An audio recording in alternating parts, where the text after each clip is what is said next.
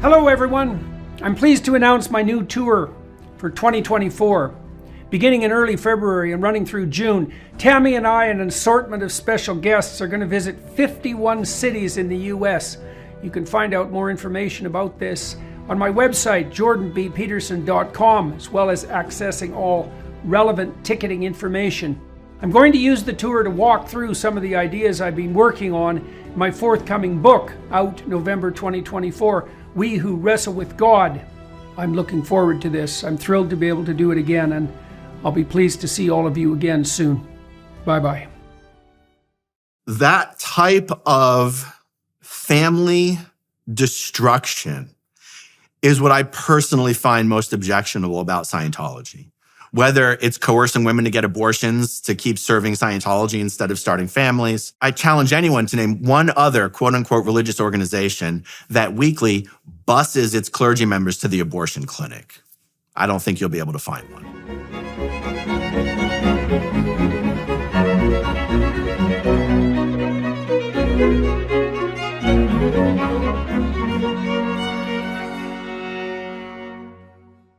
Hello everyone, today I'm talking to Aaron Smith Levin, and he has a YouTube channel called Growing Up in Scientology, where he discusses, as you might guess, growing up in Scientology. But he left the organization after a number of decades, and we talk a fair bit about why he did that, why he came to the realization that this was a sterile route. But more importantly, the conversation allowed us to delve into a problem that we all face, which is the fundamental problem of distinguishing truth from falsehood, especially organized falsehood. The difficulty that we face in determining what organizations, which are clearly necessary, can be trusted, and what metaphysics are reliable, how you distinguish bitter fruit from sweet fruit in that regard, or separate wheat from chaff. And so our discussion is very interesting in that regard, enabled us to take those abstract considerations and to nail them down to something very specific, the events of Aaron's own life and the particular cult-like nature of Scientology, which is one cult among many. And so, well, welcome aboard for the trip. I've been writing a fair bit in this new book I'm finishing up. It's called We Who Wrestle with God, and it'll be the subject of my next tour. I've been writing a lot about the manner in which we come to distinguish truth from falsehood in general in our lives, in the scientific enterprise, and then let's say in matters of faith. Now the scientist types would say, well, all faith is delusional, but I'm afraid we can't move forward without faith, so that's not a helpful objection. But it does raise us, the fact that that is an objection at all indicates the existence of a very serious underlying problem, which is, well, how do we distinguish truth from falsehood, especially in relationship to religious claims, which in some sense, by definition, are amenable to scientific analysis or proof? One answer is we just throw out the entire religious domain, but that's actually not even technically possible.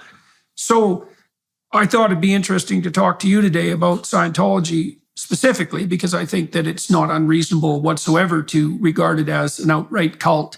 And that will enable us to use a very specific example to delve into a more general problem, which is how do you separate wheat from chaff, or bitter fruit from good fruit in the pursuit of the truth, or even what is the truth? And it's always better to ground an abstract analysis in something concrete and real. And so talking to you about your experiences and what you've learned should enable us to get a long ways in this discussion. Then we can more broadly flesh it out into the issue of, truth versus falsehood in issues of faith. So let's start right at the beginning. Why don't you tell everybody a little bit about yourself personally, about where you come from, about your background, your employment? Let everybody get to know you a bit, and then we'll turn to the Scientology issue more specifically. I'll do my best. How about I start from present time and then I backfill a little bit? Sure. So one of the things I spend most of my time on right now is my YouTube channel, Growing Up in Scientology. And so that alludes to the fact that I was essentially born and raised in Scientology. I was actually 4 years old when my mom got into Scientology as a single mom of two young boys. And I was 12 years old, maybe just 13 years old, when I was taken out of school and started working for Scientology full-time. Full-time, not day job, 100 hours a week, 110 hours a week. And so, my first employment history was Scientology. And I've had employment history. After getting into Scientology, I've had employment history after leaving Scientology. But just probably most relevant to the conversation that we're having is, by the time I was 30 years old, I'd spent half my life working for Scientology as a staff member and what they call a C organization member. Those are the guys who sign the billion-year contracts. So, we can go deeper in that if you want, but that's the nutshell Well, version. okay, I think there's two directions we could go there. The first is, let's start when you were 4 even. So what do you think it was that attracted your mother to Scientology? Like you said, she was a single mother, and so it's easy for single mothers to be preyed upon because they're quite isolated, generally speaking. And so that's a problem. What do you think, and what has she told you about what pulled her in the direction to begin with? And what was her structure of belief or background, say metaphysically, before the blandishments of Scientology were laid out in front of her? So she was raised a Christian. She was raised in a very religious household, going to church every Sunday. I don't know exactly to what degree she would describe herself as having been a true believer. But I know the way she's explained it to me, it was just this feeling, this understanding, that there is something more, something greater, something outside ourselves, but not necessarily having bought in to the traditional religious story. She was meant for something greater. She was here for some reason. There was some greater value to life than is just apparent in this mortal realm. And for her, Scientology answered that question. That, it filled that hole, whatever shape that hole was. It was a Scientology-shaped hole, apparently. She was introduced to Scientology by a woman her same age, roughly, who had just had her own son just a few weeks before my brother and I were born. She was not a single mother, but that relationship between my mom and this woman named Cheryl, who got her into Scientology, that's how my mom was introduced, was through her friend Cheryl. That's how most people are introduced to Scientology, is through some friend or associate, business associate or acquaintance or something like that. Now, the thing about Scientology, particularly at the lower levels, is Scientology is something that bills itself as requiring no belief, no faith. Scientology does not see itself as a faith, even though it does see itself as a religion. Now, and the distinction between those things, if there is one, might be an interesting thing for us to discuss. But Scientologists do not believe that you have to believe in Scientology. They believe it is a technology. It is something you apply. It can be measured. The results can be measured. They have this device, the e-meter, that they believe assists with this measurement. And so it's this kind of two-sided coin where my mom's looking for some greater meaning, looking for some greater purpose, looking for a way to help others. Scientology doesn't, she comes across Scientology and she goes, oh, it's something that will give me greater purpose and greater meaning, but isn't asking me to believe in X, Y, and Z. We can just do. There's a very kind of like self-helpy, applied, practical aspect to Scientology, which, by the way, is why they call themselves an applied religious philosophy, is how a Scientologist would describe Scientology. Okay, well, there's a bunch of things to delve into there. So let's list out some of them and we can pursue them. So your mother was raised religiously, and so there's two interpretations of that in the realm of possibility that spring to mind. And one is that prepared her to be subsumed into an alternate cult, right? Because you might say, well, because she was raised in a religious family, she was in the belief that you should turn to some sort of religious belief system was inculcated into her. You could also say that she needed that initial religious belief like everyone does, but it lacked something that she required, which is something you alluded to, which is the sense not only of a higher purpose that's specified for her, but a higher purpose that can be practically worked towards. And then you also mentioned, and this has more broad implications, that Scientology was attractive to her because it claimed, at least at the outset, to be part of the technological enterprise, the scientific enterprise, you might say, that you didn't need faith.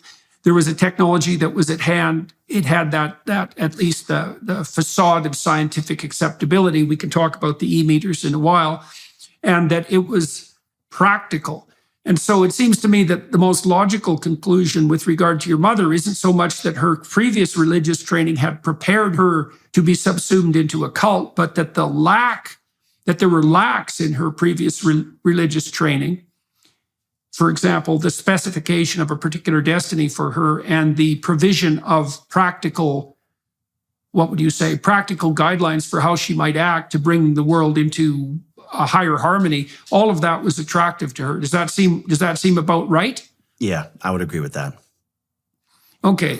And we'll talk about the e-meter. From my understanding of the e-meter is that it's a galvanometer. And of course, that measures skin conductance changes in people's hands. And, when I did my PhD, we used a galvanometer. Essentially, it was a bit more sophisticated, but same basic idea.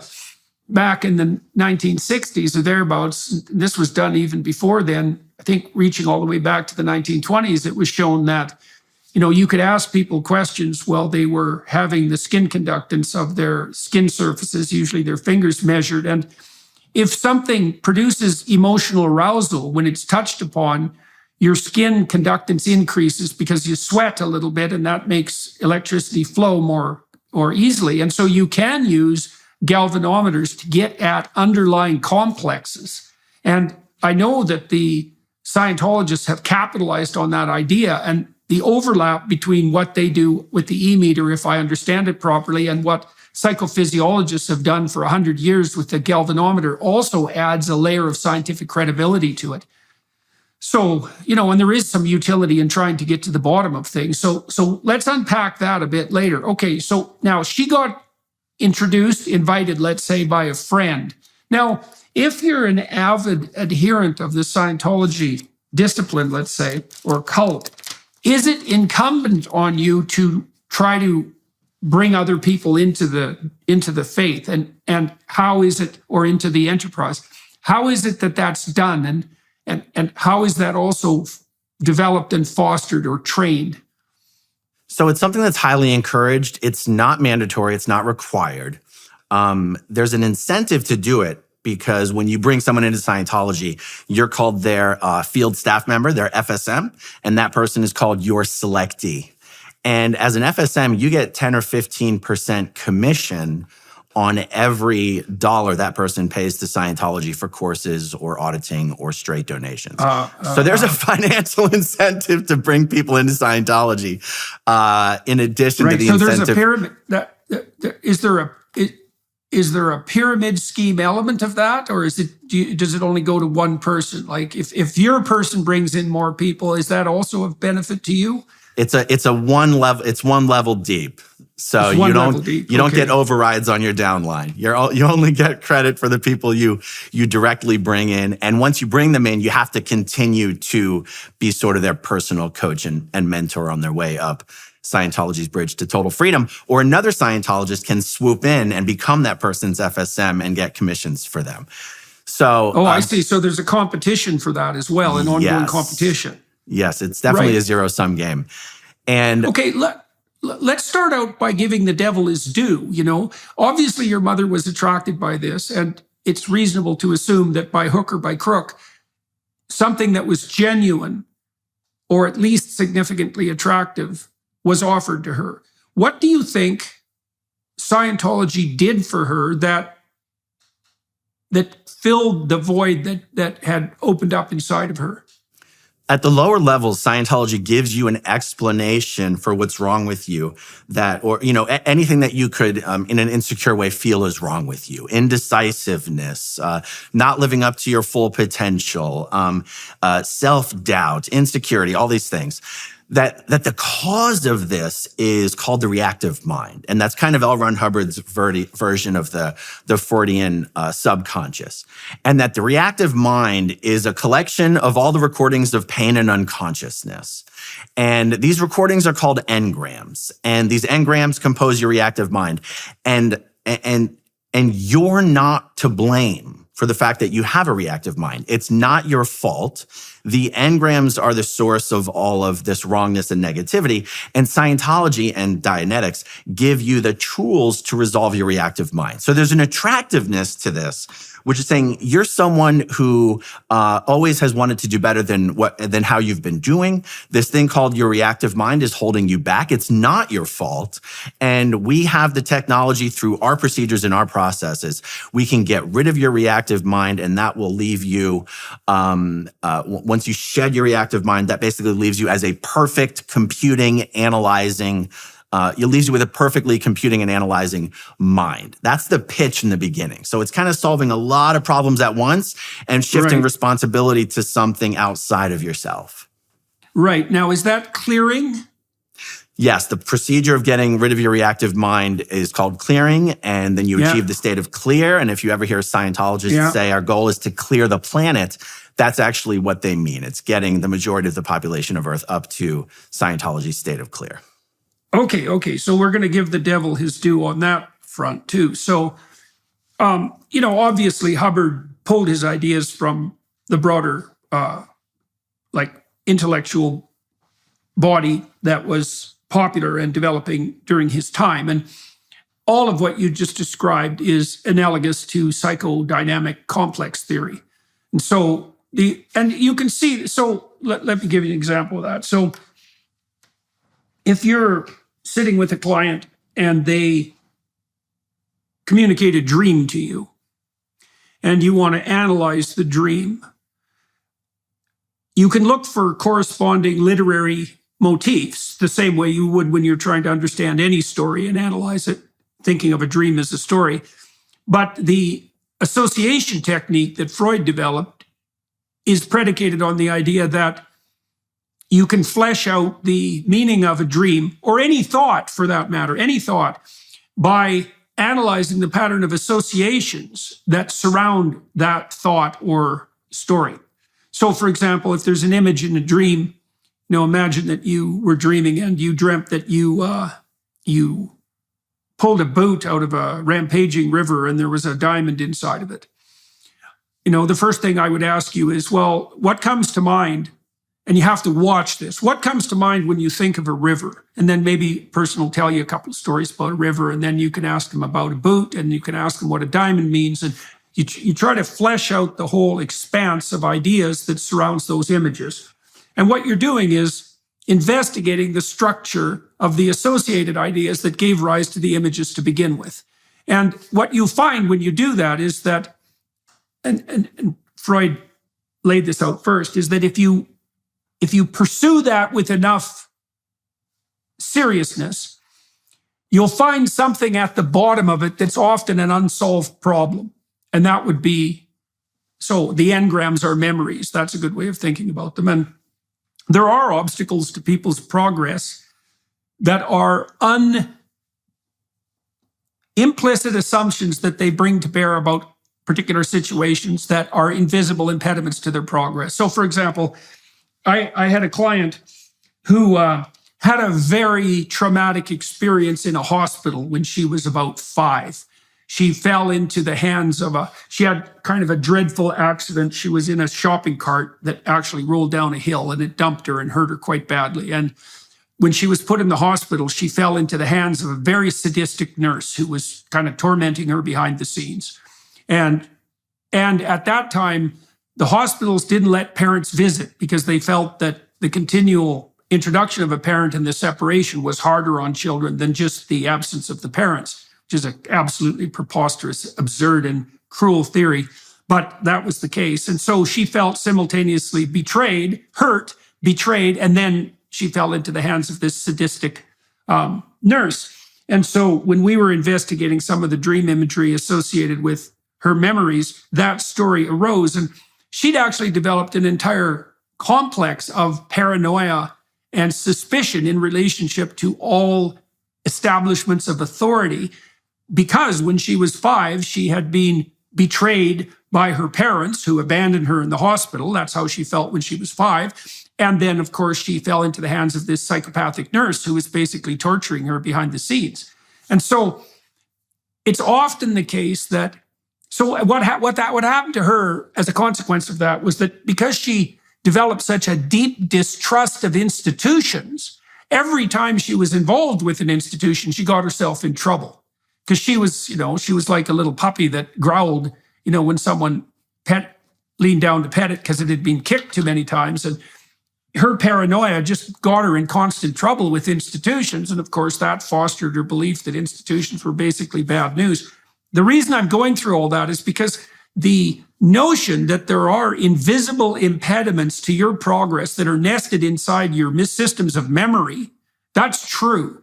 And it's also true that clearing those, now you don't clear them just by recognizing them, you clear them by reconfiguring them. So with her, what we did was a pretty lengthy analysis of under what conditions a mature person would trust institutions and under what conditions you should be skeptical. We tried to generate a more mature viewpoint of institutions per se, rather than this reflexive distrust, which was too unsophisticated and low resolution. Now, the reason I went through all that is because that explanation is actually quite credible. And even the alliance of the galvanometer with that explanation, that's derived directly from early psychoanalytic work in the 1920s, because that's when all that started. And psychologists, social psychologists and personality psychologists, psychophysiologists still use psychophysiological measurements of various sorts to infer the existence of these complexes that lurk behind the scenes. It's a very integral part of psychology. So you can understand, well, first of all, where those ideas actually came from, but even more importantly, why they would be attractive to people. Now, you added another thing that was of interest, and I want to ask you more about this. You said that the Scientologists also insist that this isn't your fault. Now, the classic Christian attitude towards your complex of problems is that the degree to which it's your fault is open for dispute. So let me give you an example of that. So imagine that you have a mother who's kind of overbearing and overprotective, and you're a 6-year-old kid, and you didn't do your homework one day, and so you decide to feign illness to skip school. And your mother, who's overbearing and overprotective, also hasn't pursued her own life, and she's lonesome. And so you tell her you're sick, but you're not, and she doesn't think you are, but she is just as happy if you're at home. And so you might say, well, that's the mother's fault because she's so damn overbearing, but it's also to some degree the kid's fault because he's looking for an easy out. And this is what you do in good psychotherapy too. Like if I found out that you had a complex, the first thing I'd try to do is think, okay, well, what were the situational conditions that gave rise to that? Like maybe you had a very overbearing father. But I'd also want to find out, well, what temptations did you fall prey to, let's say, that increased the probability that you would develop that complex for reasons of your own? Those are called secondary gains. So for example, this is the secondary gain issue I'm curious about. You said that these, what did you call them? Engrams? These engrams in the reactive mind, they're not your fault. See, you can see why that would be attractive, right? Because it enables you to place the responsibility for your suffering on someone or something else. And so I'm wondering, what do you think about that? Like, is that one of the things about Scientology that's particularly manipulative, or there's a mercy in it, and I mean, lots of people are abused by their parents and abused by society, and it's not surprising they're hurt, and it's not exactly their fault. So what do you think about that? The appeal and the attractiveness of being told that everything that's wrong with you is because of this thing, and you are not to blame for this thing. The attractiveness of that is why that is the message Scientology gives you at the introductory lower levels. So it's the bait. The switch is that as you progress in Scientology, you come to realize that actually, as a spiritual being, everything that happens to you, by others, to others, is actually your fault.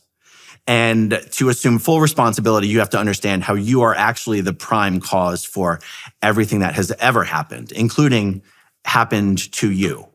And so this is the difference between Dianetics and Scientology, actually. Dianetics is supposed to be a mental science, and it's supposed to be the process of getting rid of these engrams. And then fast forward a couple of years after L. Ron Hubbard started Dianetics, and then he started pursuing the spiritual angle, the religion angle. And so instead of trying to recall moments of pain and unconsciousness as early as, prenatal incidents in the womb, all of a sudden people were remembering painful incidents of pain and unconsciousness from previous lives. And that opened the door to, previous lives, what's happening here? The introduction of an immortal spiritual being. And then L. Ron Hubbard continued on with the religion angle and said, well, actually, as a spiritual being, you were the one creating your own reactive mind. And once you've gotten rid of your own reactive mind, L. Ron Hubbard introduces you to the confidential upper level materials, which is, by the way, you as a spiritual being, in Scientology, they call you a thetan. You have now gotten rid of your own reactive mind. But now the reason why there's still things wrong with you is you have tens of thousands of other thetans, spiritual beings, stuck to you as parasites, as entities on your body, all over your body. And those beings all have their own reactive mind. And those beings are, through some sort of, spiritual connection, projecting onto you. You are experiencing their pains. You are experiencing their neuroses, psychoses, whatever, anything that could be wrong with you. And so now you have to go through a years-long process of telepathically counseling using the Scientology procedures, these entities, these beings, these thetans, to basically exorcise them off of your body, wake them up, so that they'll realize who they are, what they are, and go and pick up a new body at the local maternity ward and grow up to be a cleared individual and likely join Scientology. So this idea of getting rid of your reactive mind is something that's introduced to you at the very lowest levels and applies all the way up to the highest levels. It just switches from getting rid of your own reactive mind to getting rid of these entities' reactive minds. Okay. So let me take that apart in a couple of ways. So the first question I have there is, how is the switch from it's not your fault to it's your responsibility? How does that come about? And what's the rationale for that? It comes about when you introduce the immortal spiritual thetan, the immortal spirit, into the equation. And L. Ron Hubbard's version of that is that about 65 trillion years ago, there was some sort of spiritual Big Bang when all spiritual entities that exist came into existence. You'd think he would talk a little bit more about this in Scientology, but he really doesn't. And that these spiritual entities are all natively godlike. And I'm not like the Christian God, but like ripping atmospheres off of galaxies, creating planets, destroying planets, creating universes, like that each spiritual entity here on earth, me, you, we are natively godlike. And we basically got so bored with our power that we wanted a more interesting game. So we decided to handicap ourselves in various ways and then just choose to forget that we had handicapped ourselves. We used to not even exist in a physical universe. There used to not be a physical universe. So we created a physical universe to have something that we could then trap ourselves in, to have some sort of a game that we could some sort of a trap that we could try to get out of, to have this, interesting experience. And without being too long-winded about this, it's basically when L. Ron Hubbard makes the jump from just trying to be a poor man's mental health care, like a mental therapy. Dianetics was supposed to be mental therapy, to going, okay, we're going to slightly jump off from what we're pretending is a science.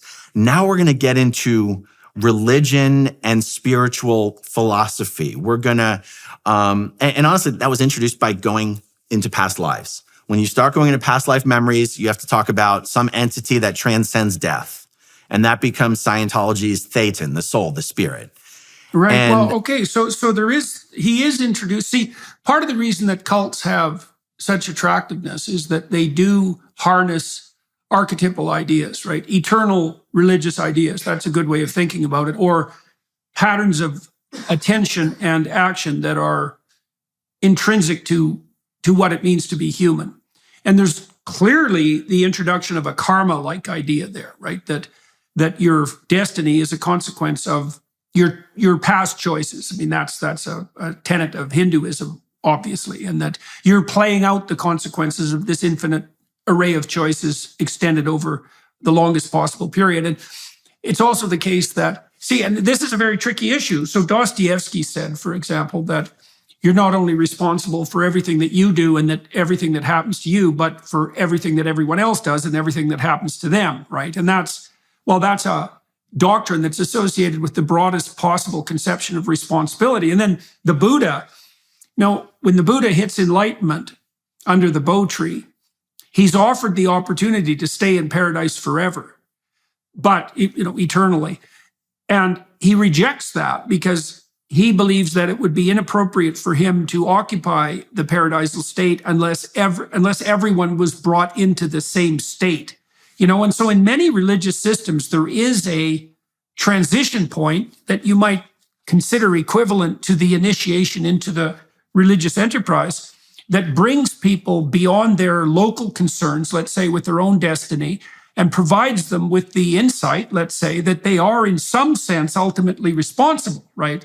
And then God only knows what that ultimate responsibility means. Now, Hubbard concretized that and added a level of, a variety of levels of strange narrative overlay, including the idea of these thetans. But let's take that apart a little bit too. You might think that you have your act together quite well. Let's just assume that you do as an autonomous individual. But then, you're home for Christmas and you go see your family members, and there's all sorts of unresolved issues around that within your family. And those are definitely affecting you in all sorts of ways, right? And then in the broader social community, you're going to be interacting with people who are possessed by one idea or another, and that's going to interfere with your movement forward. And so in some sense, there is no redemption for you in an absolute sense in the presence of the pathology, unresolved pathology of the past and of other people. And so it sounds to me like Hubbard concretized that idea with the notion of these thetans. And so you said that he conceptualized them as sort of stuck to you. And so can you elaborate a little bit more on that? Like, how did he conceptualize these thetan-like beings? And what does it mean that they're intimately associated with you and that you have to also clear them? And how do you go about doing that? So this gets, into some things that have been widely ridiculed, fairly so, in places like South Park and other places on the internet. So at the lower levels of Scientology, the non-confidential levels, everyone's considered a thetan. A thetan is the primary animator of the body. It is basically the prime mover, unmoved. I'm a thetan, you're a thetan. A thetan is something you are, not something you have. Okay.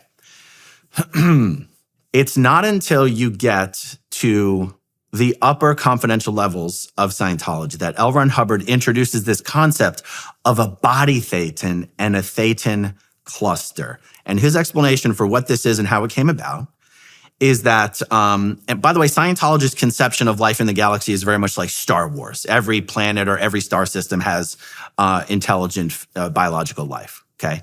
So L. Ron Hubbard discussed this thing called the Galactic Federation, however many in this galaxy of however many planets that was composed of.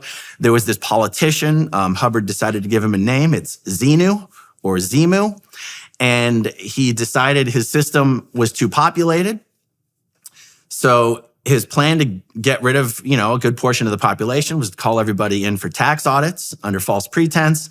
And then when they showed up, to freeze them in glycol and load them up on space planes and fly them to Earth and drop these people into volcanoes and blow them up with hydrogen bombs. Now, this incident was so severe. This was such an engram for them. And this happened about 76 million years ago. Of course, the volcanoes on Earth didn't exist 76 million years ago, but don't think about it too deeply. And this incident for these beings was so, you can't kill a thetan, but it came about as close to it as you could. that it's basically left these beings in this half-dead, unconscious, crazy state, and they're just blowing in the winds of Earth for the last 76 million years. And so then when, the human body evolved through natural selection, which Scientologists are not opposed to necessarily, Hubbard had his own spin on evolution, but it doesn't necessarily contradict with natural selection. That when human bodies arrived here on Earth, a fresh set of thetans that were not exposed to the volcano incident, a fresh set of thetans were rounded up and dropped off to this planet so that this planet could be a prison planet. And L. Ron Hubbard says that if you're on this planet, you were a troublemaker, you were a rebel, you were an artist, you were someone who couldn't be controlled. The system didn't like you, thought you were going to help overthrow the system one day. You're like the hippies, spiritual hippies. And so L. Ron Hubbard creates this explanation that this is a prison planet, that we are basically doomed to live lifetime after lifetime after lifetime, with our memories being wiped in the between lives implant station. And that the fact that we believe we live single lives. For the most part, most people on Earth are not spiritual or religious. We believe we came from mud. L. Ron Hubbard was very much, he hates psychiatry, psychiatrists, psychology, Darwin, anything opposed to spirituality, Hubbard, later on claimed to be absolutely against. And so, and even Hubbard would even say that the religious people on Earth, who, according to Hubbard, have been pre-programmed by our alien captor overlords, sort of spiritually programmed, to invent these stories, the world's major religions, to sort of keep us occupied and to keep us from realizing that Earth is a prison, and to keep us from seeking a way to get out of the prison, and that even the religions of Earth serve the purpose of helping to keep the population of Earth trapped spiritually. As we head toward a presidential election in November, one thing you can be sure of: 2024 will be a tumultuous year. How will your hard-earned savings fare? You already see the impacts of inflation at the pump in the grocery store. The dollar continues to lose buying power quicker than wages can increase. So how are you protecting your savings? Consider diversifying with gold from the Birch Gold Group. For decades, gold has been the choice of investors and central banks to hedge against inflation. If you have an IRA or 401k from a previous employer that's just gathering dust, call Birch Gold and they will help you convert it into an IRA in gold. You won't pay a penny out of pocket. They will simply convert that 401k into physical gold, which, unlike digital currency, can't be tampered with. Just text Jordan to 989898 and Birch Gold will send you a free info kit on gold. With an A+ rating with the Better Business Bureau, thousands of satisfied customers, and the exclusive gold company of the Daily Wire for the past 7 years, you can trust Birch Gold too. Text Jordan to 989898 to claim your free info kit. That's Jordan to 989898 to secure your savings now. Why is it, what's the explanation for the motivation to trap us spiritually and to put us on the prison planet? Like, so basically he's trying to conjure up an explanation for the fallen state of man, speaking, let's say, from a Judeo-Christian perspective. Yeah, and we have to address that because people do feel that the world is a vale of tears and that requires an explanation. So why, and you associated that to some degree with the fact that the Thetan spirits who were trapped on Earth were there because they were rebels or because they were artists. So but rebelling against what exactly? So Hubbard doesn't spend a lot of time talking about this, but it would just essentially be that, just think of Earth as the gulag of the Galactic Federation. Anyone who's speaking out, anyone who might become popular enough to gather enough power in society to be a thought leader, an opinion leader, maybe one day lead a revolt, that anyone that Xenu or anyone like Xenu, I mean, his name could have been Bob for all that it matters, that this is just a dumping ground, a prison where people are going to forget that we were ever even sent here. No one will be coming to break us out. And it's really only L. Ron Hubbard and Dianetics and Scientology that for the first time ever has offered the solution to free everyone from this trap. Now, you mentioned Buddha. You might be interested to know that L. Ron Hubbard claimed to have been Buddha and claimed that as Buddha, the state that he thought he created, and you'll know better than I, is it Bodhi? Is it Bodhi? Do you know? I mean, I don't know. Bodhi, yeah. Okay. That he thought Bodhi was a permanent state. But afterwards, he learned it was only temporary. And he had to come back and create Dianetics and Scientology to create a permanent state that you would not. Yeah. Okay. That makes sense. Yeah. Well, okay. So it's so interesting, because Hubbard was a science fiction writer. And this is such an interesting meld of archetypal religious idea and science fiction presumption. And it is also the case, by the way, that science fiction is and fantasy associated with it is extremely popular among atheistic materialist people like engineers and the more technically minded. Like, they get a tremendous amount of their religious education and motivation through science fiction and fantasy.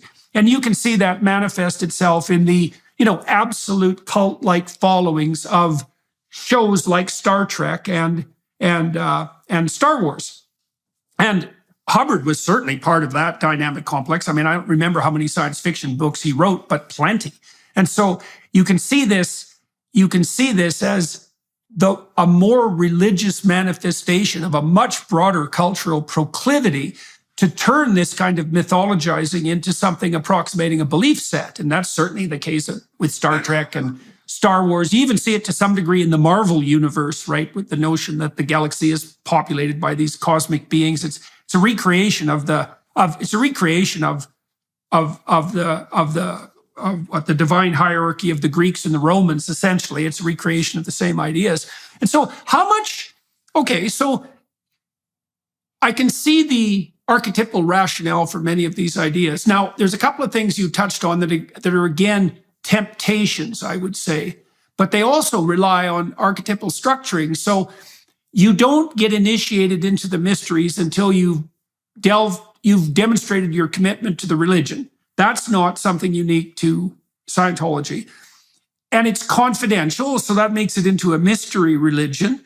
But there's also a really interesting appeal to narcissism embedded in it, because from what I've been able to derive from what you've told me, Hubbard is also essentially he's presenting to his higher level acolytes the possibility that they're truly remarkable divine beings, right? Marked out by their ability to become potentially dangerously charismatic and to pose a threat to the cosmic tyrannical order.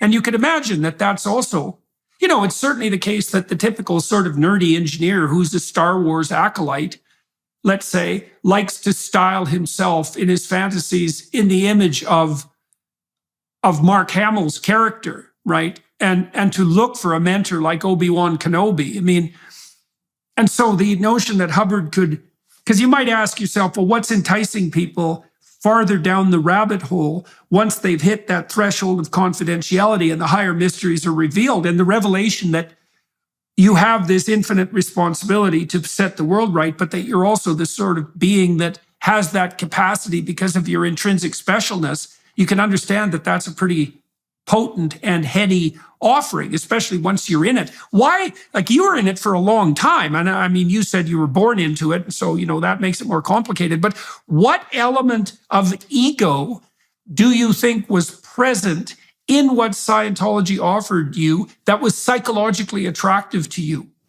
So for me, and the experience of someone who was put into it, brought into it, pushed into it as a child is greatly different than someone who chose to join as an adult.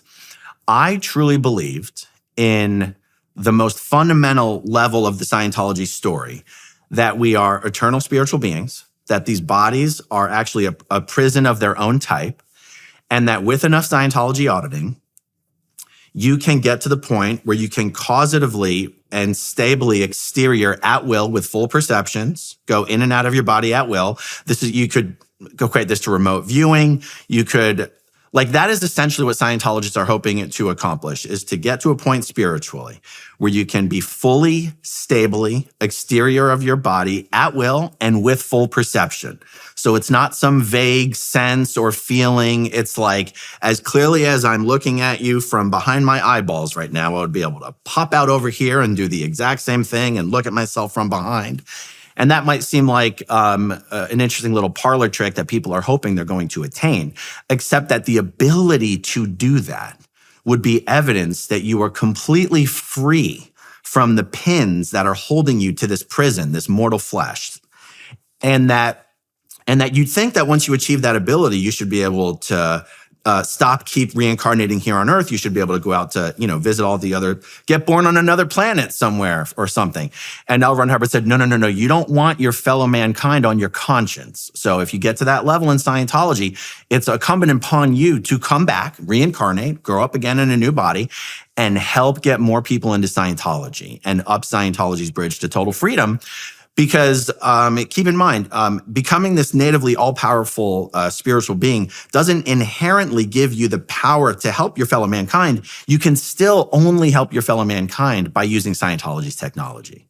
And so Scientologists are hoping to get to the point where they achieve this spiritual ability and also are able to bypass, I mentioned this word before, but I didn't describe it, the between lives implant station. So these are literal, maybe a combination of physical and metaphysical locations that Scientologists believe exist on the moon and Mars and Venus and whatever, and that we're programmed as beings, as a part of our sentence to be, to this prison planet. We're programmed that once our body dies, we, flash over to the implant station, get our memory wiped, our thetan memory wiped, flash back down, beamed back down to Earth into a new baby body, and you live a brand new life with full amnesia of your prior life and lives. And Scientologists believe that with enough auditing, you can achieve this skill of being fully, stably exterior at will with full perceptions, and also the awareness and the ability to bypass the between lives implant station so that when you come back next lifetime, you'll have full and total recall of everything you learned in Scientology. You won't have to get trained on how to be a Scientology auditor again. You'll retain that knowledge, and you can just hit the ground running as, a 12, 13, 14-year-old Scientology auditor, helping to move more people up to the state of clear. Achieving this state of clear, getting rid of your reactive mind, is everything Scientology is supposed to be about. Now, in modern times, it's become nothing but a real estate fundraising scam. But, if we're talking about back when L. Ron Hubbard was actually running things, achieving the state of clear and getting at least half the population of Earth to achieve the state of clear is the day-to-day mission of Scientology. Okay. So let's parallel two things here. So I think we've done a good job of giving the devil his due. Now, what we might ask ourselves is, well, Hubbard obviously had a talent for tapping into the archetypal fantasy substrate. He wouldn't have been a successful science fiction author if he hadn't been able to do that. So he certainly had some talent in that regard. Now, I guess I would ask, so then, given all this, its attractiveness on the ethical front, its explanatory power, why, and the fact that you were born into it, why in the world did you start to become skeptical? On what grounds did you manifest that skepticism? And how is that associated with your kind of off-the-cuff comment there at the end that, this is degenerated into nothing but a giant real estate scam, right? And this brings us back to the beginning of our discussion. It's like, well, we need to live in a metaphysical realm. We need to live in a story that, what would you say, offers food for the craving we have for a metaphysical explanation to round out our lives. And Hubbard provided a very Baroque and elaborate explanation, which isn't without its internal logic. Now, but you obviously decided at some point that this wasn't for you, or maybe for anyone else. And so, apart from the, science fiction preposterousness of the entire account, which, as I said, is grounded in a set of archetypal ideas, what is it that, well, let's say, what bounced you out of the Scientology conceptual world? All right, let me take a whack at this, because it's never just one thing, but I'm going to try not to get too far into the weeds on this. And let me first make sure I fully answered your previous question, which was, even as a person being born into it, what was it that appealed to the ego of it? And so for me, it was actually believing that this is a prison, we do all need to be free from the prison, and that these upper confidential levels, which I had never done, I did not know what was on them. These upper confidential levels really did deliver that result. And that basically we're in the matrix here. And by doing Scientology, you get unplugged from the matrix, and nothing could possibly be more important than that. And even though I could see people in my environment as a young little good Scientology staff member, I could see people who had done all of Scientology's auditing levels. And I could see that they were no more special in any way than I was, not having done any of the levels. That was evident to me at a very young age. I still let the belief in what Scientologists call the upper unreleased OT levels. See, in Scientology, you can only go up to OT 8.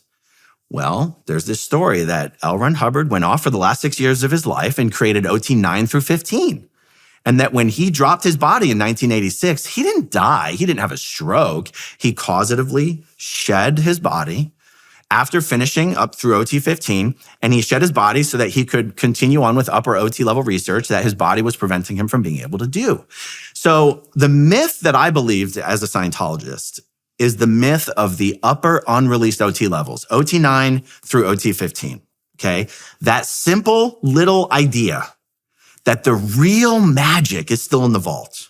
And if we can only expand Scientology's current organizations up to a certain level based on the instructions L. Ron Hubbard left behind, these levels will be able to be released, and we'll finally be able to have auditing that allows us to become fully, stably exterior at will with full perception. That for me was the linchpin. That for me was like my version of believing in a heaven, right? Right.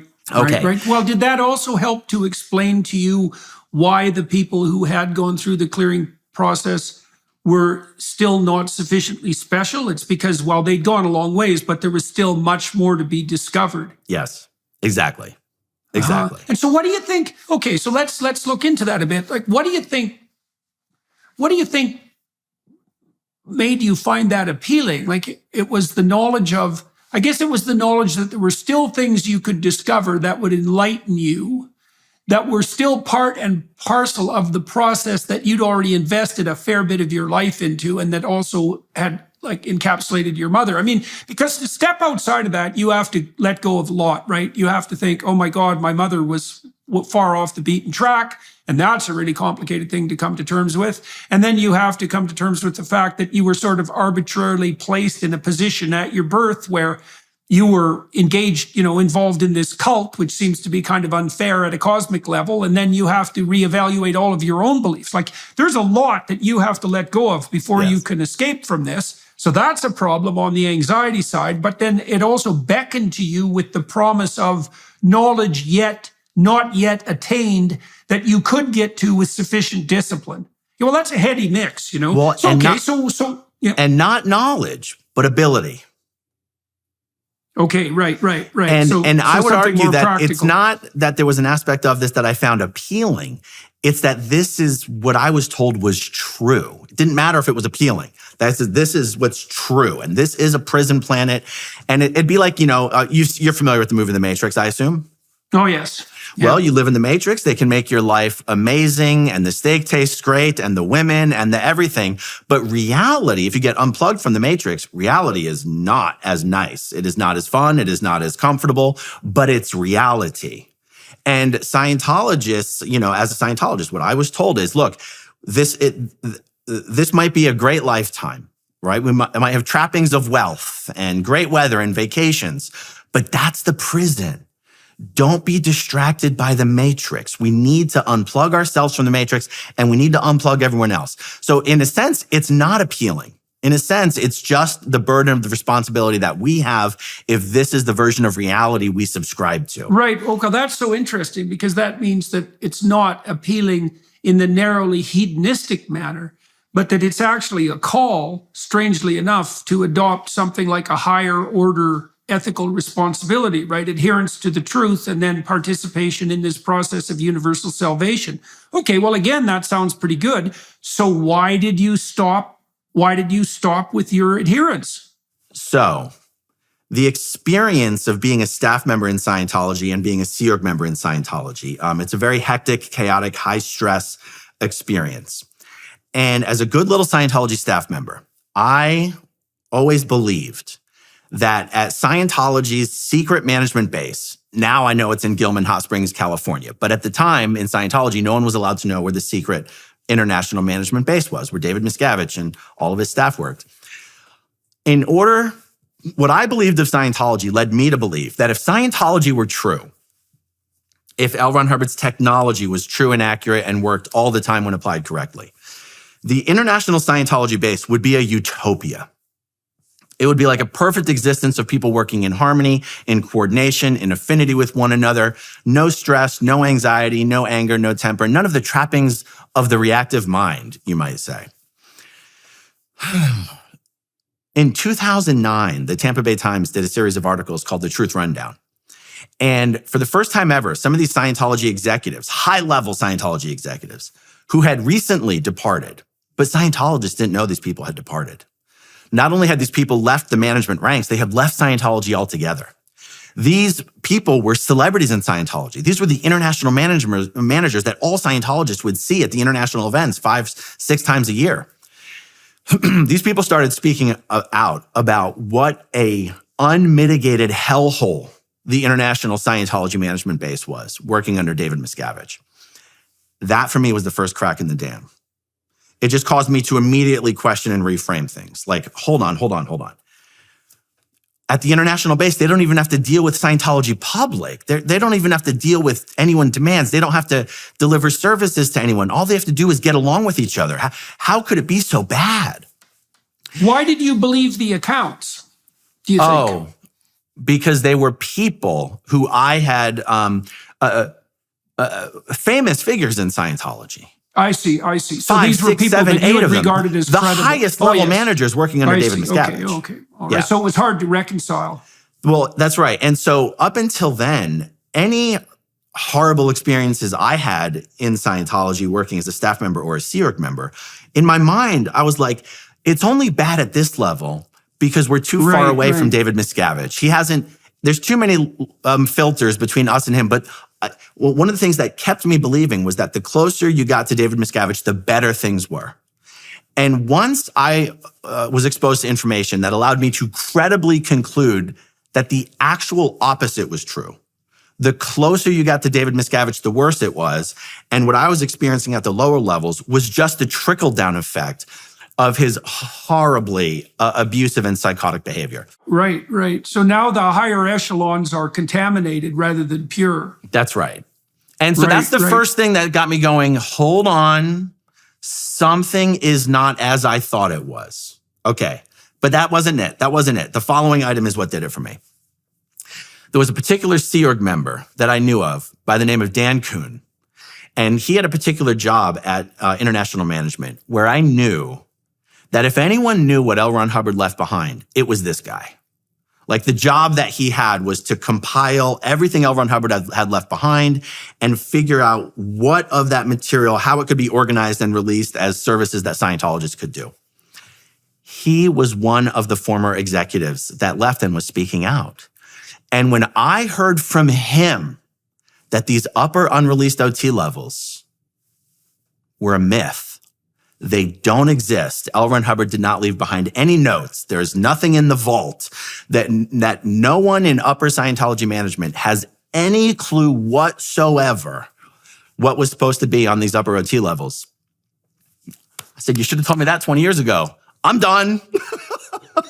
I said, that's all I needed to hear. I said, that was the keystone that was holding it all in place for me anyway, was this belief that that's why Scientology was important, because these unreleased OT levels is what would unplug all humanity from the matrix. And then we would go off to another planet and unplug everyone on that planet and off to another planet.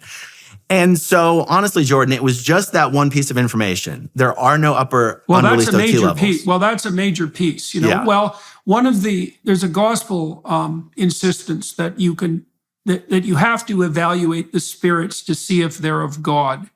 Right? Because you can have a revelation, you can encounter information that seems credible, but that is perverse in some manner. And so then the question is, how do you distinguish, again, truth from falsehood? And by their fruits, you will know them is a good one. So let me give you a concrete example of that. So I worked in the 90s at Harvard, and that was a very interesting place to work. They claimed the pursuit of excellence, And when I went there, that was the case. Like everything at the university, virtually everything was subordinated to the pursuit of excellence. So when the undergraduates arrived there, they weren't disciplined harshly. It wasn't a rule-bound tyranny. It was a place that was extremely competitive, but it was competitive because everyone was doing everything they could to work as hard as they possibly could. And so it was very intimidating for the undergraduates because they came there with all these other very smart kids. And, they were generally valedictorians and so forth in their own class. But when they got to Harvard, they were kind of average on average. And so it was a very intense place. But that also was true of the assistant professors, the junior professors. It was true of the associate professors. It was true of the full professors. And the administrators served that enterprise and were bound by the same ethos. And so not only was excellence worshipped at the top, as a principle, that ethos saturated the entire organization. Okay, now I left Harvard and I went to the University of Toronto. And the University of Toronto is a pretty good university, but it wasn't as good a university as Harvard by any stretch of the imagination. And it did a lot of mouth service with regard to excellence. In fact, you couldn't walk anywhere at the University in Toronto without, being berated about excellence. But in the details, that just wasn't the case. Like the pursuit of excellence was frowned upon often and punished. Now, not universally, I'm not saying that, but in contrast to Harvard, which, was arguably the preeminent university in the world at the time. And so you could tell the difference between the two organizations in the actual details of day-to-day interaction, right? There was a fractal relationship between what was being claimed, excellence, and its distribution at Harvard, which was obvious, and then at the University of Toronto, where any deviation in the direction of excellence, you might say this about Canada in general, by the way, was just as likely to be met with punishment as reward. And so that is one of the ways that people can calibrate the truth, right? It's not the only way, and it's not sufficient, but you can go to an organization. This is one of the reasons, by the way, I'd like to work with the Daily Wire. I had no idea what would happen when I started a partnership with them. But my experience has been that they're very open to creative ideas. And not only do they leave me the hell alone, if I have an idea, they try real hard to help me put it into practice. And it's actually helpful. Right. So as far as I'm concerned, that adds to their credibility, right? Because they're practicing what they preach. Now, what you pointed out was that you had a belief that at the higher levels of effort, there would be a commensurate reward, that the whole enterprise was predicated on the pursuit of something approximating excellence. And that was one of the things that kept you going. And then when you found out that that wasn't the case, that the fruits were bitter, that was enough to collapse the enterprise for you. Now, you laugh about that now kind of ruefully, but I can't imagine that discovery was anything approximating pleasant for you. Like, why didn't you collapse completely? I think it's because to a certain level, what I did in Scientology was I was really just as a child put on this path, given tasks, and at some point decided that my goal was just going to be the absolute best at doing what it was I was being asked to do. And it didn't necessarily require a huge commitment on my part other than getting really good at my job. I did not every day have to buy in to this entire story of the prison planet. It was only when I would be struggling, when I would, feel unappreciated, if I was feeling I was receiving an injustice, that I didn't want to do this anymore, that I would go, now hold on a second. There was a really good reason I'm spending my entire life dedicated to this cause. Now, what was that reason? Because I seem to have forgotten it. And then I'll go, prison planet. Prison planet's the reason. Oh, I feel so much better now that I've reminded myself that the reason I'm suffering in this way is for the cause of freeing everyone from the prison planet. And then I would rededicate myself to very much doing my job in the best possible way. Right. But are you a conscientious person? Well, I don't know if I'm qualified to say that. Well, you said well, I'm asking because you said that you found it meaningful to be dedicating yourself to your job and attending to the details, and there is a moral striving in that. Like, I'm going to use this example, and I'm not saying it characterizes you, but it's a good example. Like, many of the functionaries in extraordinarily pathological states, so we could take the National Socialists, for example, were very good at their local jobs. And they tried to, now there would be some striving upward and some ego competition there and some struggling for power, but lots of times people were just, as they say, following orders. But to make that more realistic is that they had a bounded world where they had their tasks, and they were micro tasks in some ways. And there was no reason for them to lift their heads up above those micro tasks and ask where the whole damn ship was going. And you said, essentially that characterized your life. That is part of being in the matrix in a sense. But it's also the case that that is generally how people run their lives. Like once you decide you're going to be a school teacher, you concentrate on teaching rather than assessing the validity of the entire educational enterprise, right? Even if you're playing soccer, if you're out on the field, you don't be berating yourself because you're not playing basketball, right? You're concentrating on trying to get the ball in the goal. So it's not surprising that you took refuge in the microcosm that you inhabited. And what did you find that was locally rewarding about that? Like what in your job day to day kept you going? I know you had to remind yourself of the metaphysics from time to time, but what kept you going day to day? There's a lot of great people in Scientology. Scientologists are motivated, are good people. They're motivated by an intent to help. They think Scientology is the best tool by which to help people. And my job in Scientology was always to help people. This is interesting to think of it this way. My job was to help people who someone else had already convinced to pay for the course.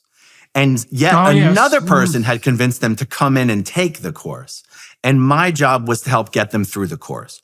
So I was, in my own way, as a good Scientology staff member, helping people who wanted to be helped. And that's just a rewarding experience, no matter what the, however it is you're helping. If you're doing something that's appreciated by someone who you think is a valuable person. And Scientologists, this is the irony of the whole thing. Scientologists really are the ones who believe it and are in it. They genuinely believe they're saving all mankind. Tom Cruise believes that. I promise you, it's not a show. Well, it's interesting too. One of the things I've thought about Tom Cruise that's quite, rather striking is one of my friends in Hollywood informed me recently that there's maybe only one star now who's left that can guarantee box office success on the basis of his name, and that's Tom Cruise. And I've liked Tom Cruise's movies. And one of the things you can say about Cruise that's it's preposterous in a way, but it happens to be the case, is that his commitment to Scientology has protected him from woke nonsense.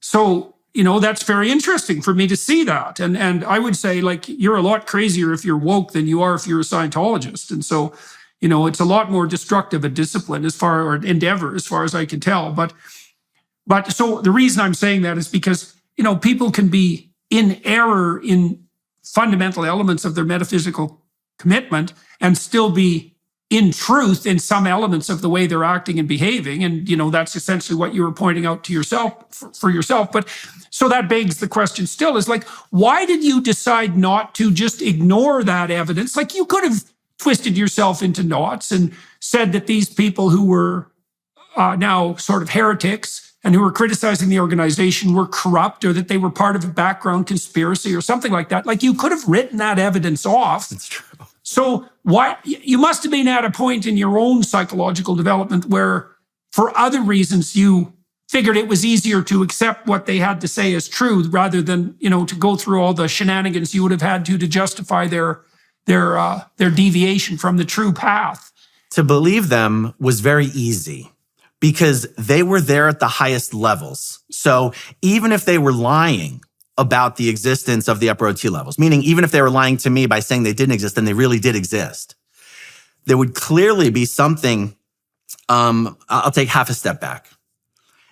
If we use this matrix analogy, and if someone can credibly convince you that the matrix is real, being unplugged from it is real, only Scientology can do it, and nothing could ever be more valuable than that. And if you experience the truth of that for yourself, nothing could ever get you to leave. Nothing. And so these people, and Dan Kuhn is only one person I mentioned because I knew that out of all the people speaking out, he would know even more than the others about the upper unreleased OT levels. But the others would also know. Just due to their proximity to David Miscavige and his entire staff, these people would know if Scientology provided so much, offered the promise of so much spiritual enhancement that you could put up with any amount of abuse. Obviously, I mean, if we try to switch the conversation to, Christians saving people to go to heaven, and I don't want to talk above my pay grade here, but it's like if you truly believe that you're salvaging spirits for eternity, nothing could get you to stop. And I knew that these people at the highest levels, all having left and all saying the same thing, the fact that they could even bring themselves to leave was already a hell of a lot of evidence that whatever was being offered at the top wasn't enough. Right, got it. So either way, even if they were lying, the fact that they had got that far and would then lie was even then, that was indication that something wasn't right. Okay, got it.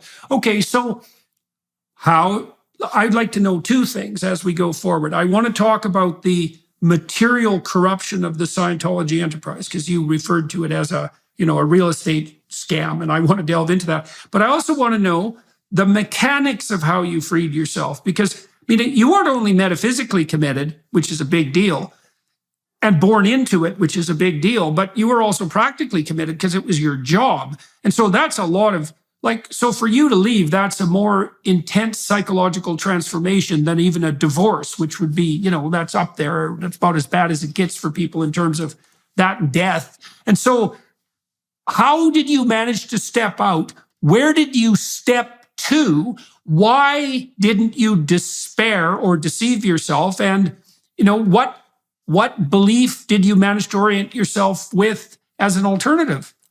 So the answer to that question starts in 2006 when my wife and I were both working in the Sea Organization of Scientology out in Los Angeles. And we were getting sort of fed up with our day-to-day experience. And in the Sea Organization, you're not allowed to have children. If you're going to have children, you have to leave the Sea Organization. And so we basically got pregnant so that we could have a very easy route out of the Sea Organization. Now, we still believed in Scientology. We just no longer wanted to, be basically working on a billion-year contract, 365, 18 hours a day. We were like... And you both agreed on that? On leaving the Sea Organization? Yeah. It was very evident. So you're not allowed to talk with your spouse about leaving the Sea Organization. But with a wink here and a nod there, we were like, we're ready to be done with this. I see. So you had an ally. You had a real ally. That's real helpful. Okay. So all right. When we verified she was pregnant, we each went to our respective ethics officers at our organizations that we worked for. And we said, we're pregnant. We're not getting an abortion.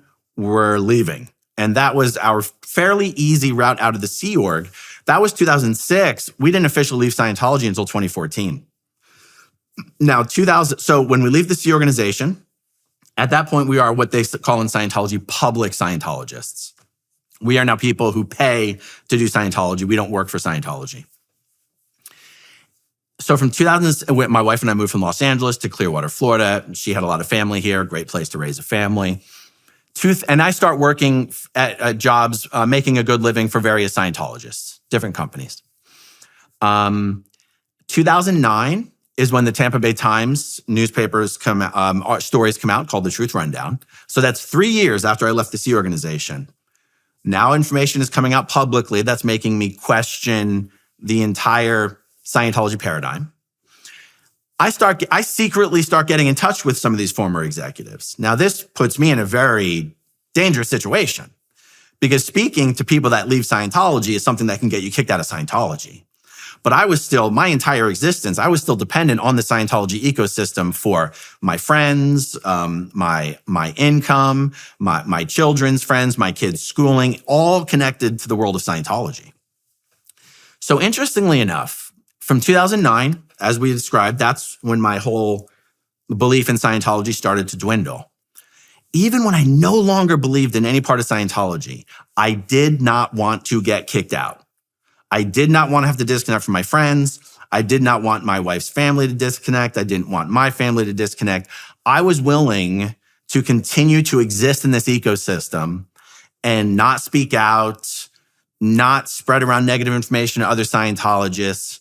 I decided that how I was going to add value was I was going to be someone on the inside who shared information about the current status of things with former members who were now on the outside and are reporting on such things to the world so at you're large. a double agent then. I wanted to be a double agent. Yes.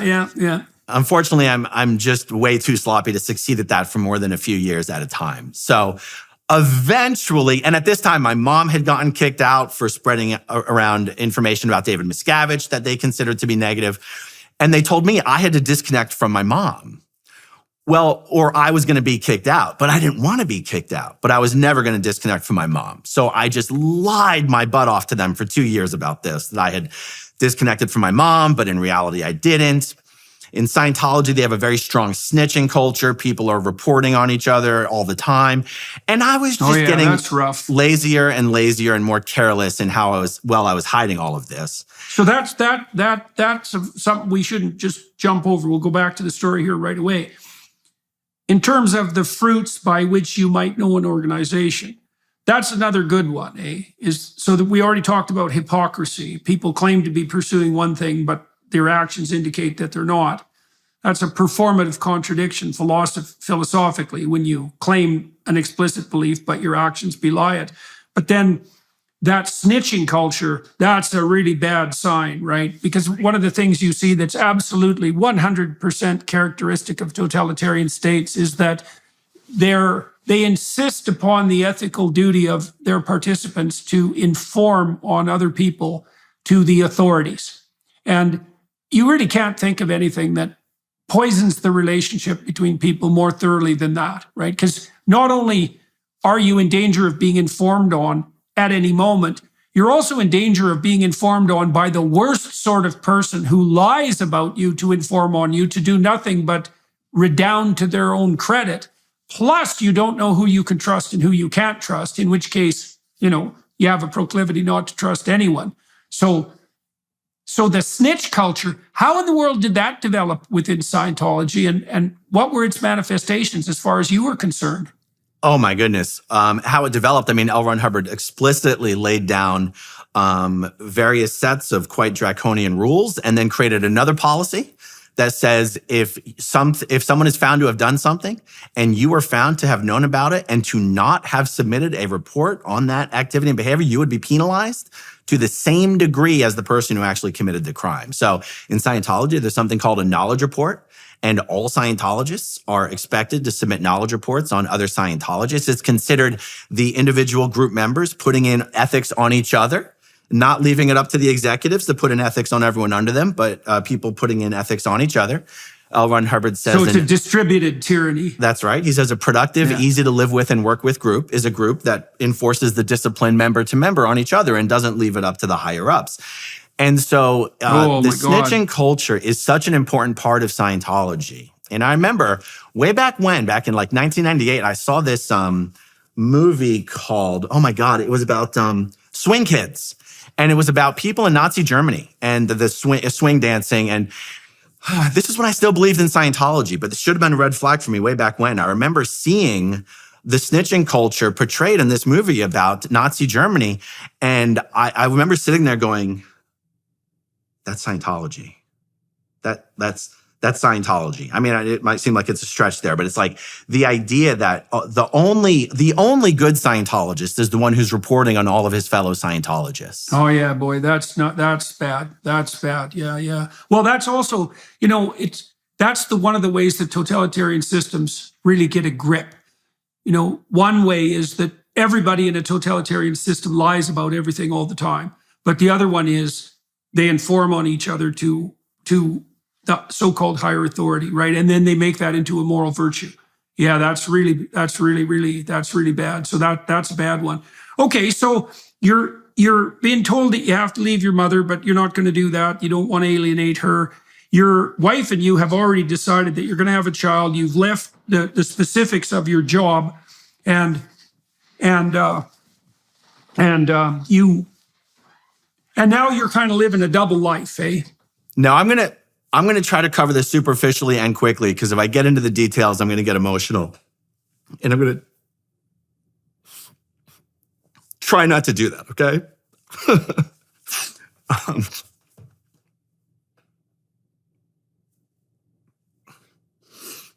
Okay. So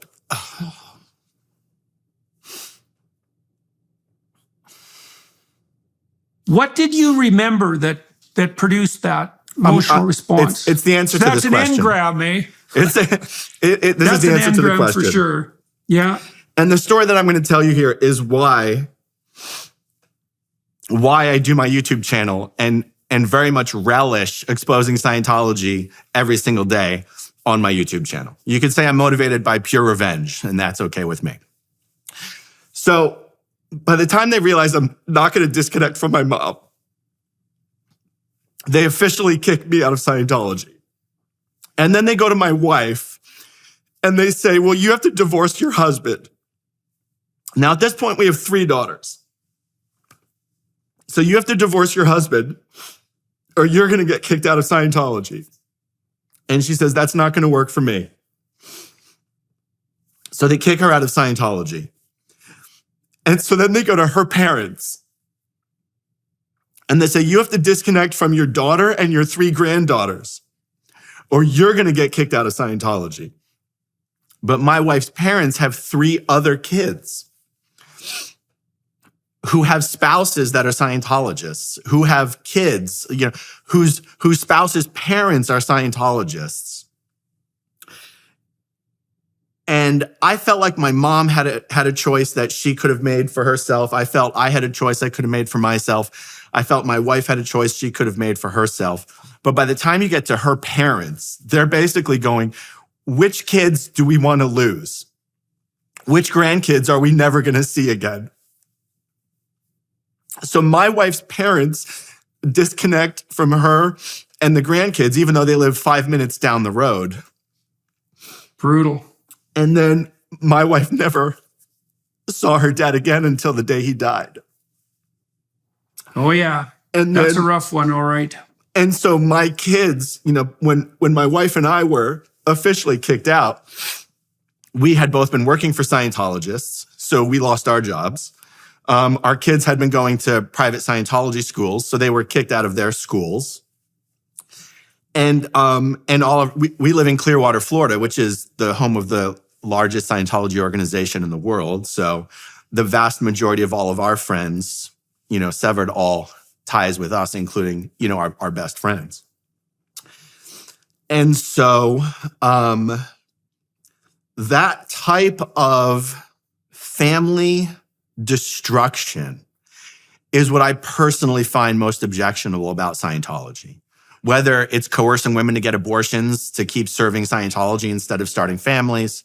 I mean, I challenge anyone to name one other quote unquote religious organization that weekly buses its clergy members to the abortion clinic. I don't think you'll be able to find one. Oh yeah, that's a rough one. That's a rough one. And those women have a lot of pressure applied to them to convince them that they have to get an abortion because it's so much more valuable to save the planet than it is to raise a family. Well, there's plenty of that going on in the broader public at the moment too. Yeah. All right. Well, look. Let's do this. Because we're coming up on our hour and a half. I want to talk to you more about what happened to you personally after you've left, and about, I know for everyone who's watching and listening, there is a website associated with Aaron that is hosted by people who aren't very happy with him. And we haven't had a chance to talk about that at all. And so what I think I'll do, we've gone through some of your autobiography, which is often what I do in the additional half an hour that I speak to my guests on the Daily Wire Plus side. But I think we'll do that there. And so for all of you who are watching and listening, thank you very much for persevering with us through this part of the story. If you want to hear that part, which is extraordinarily interesting, it's the backlash against Aaron and what's happened to him publicly as he's come out as a critic of the Scientology movement. We're going to delve into all that on the Daily Wire Plus side. And so before we do that, I'll thank everybody who are watching and listening for their attention, and the Daily Wire Plus people for facilitating this conversation. I'm way up here in Northern Alberta. We got a crew gathered so we could do this today. So that's really good. And so we'll delve into all that for another half an hour. You guys can join us on the Daily Wire Plus side if you want to do that. And I'm going to thank you for walking through this. I learned a lot about Scientology today, and it was very interesting to see what it is that it offers that's so seductive, both on the plus side, right? The fact that it provides people with a framework within which their life takes on an enhanced meaning. And then on the negative side, the punishments that are associated with any deviation from the true path. And so we'll delve into that more on the Daily Wire Plus side. So thank you very much, sir, for your time and attention, and for everyone else who's participating and watching, and to the film crew here in Sexsmith, Alberta, which is where we are today. And we'll take 10, and then we'll get together and finish this off. Sounds good. Thank you. Thank you very much, sir.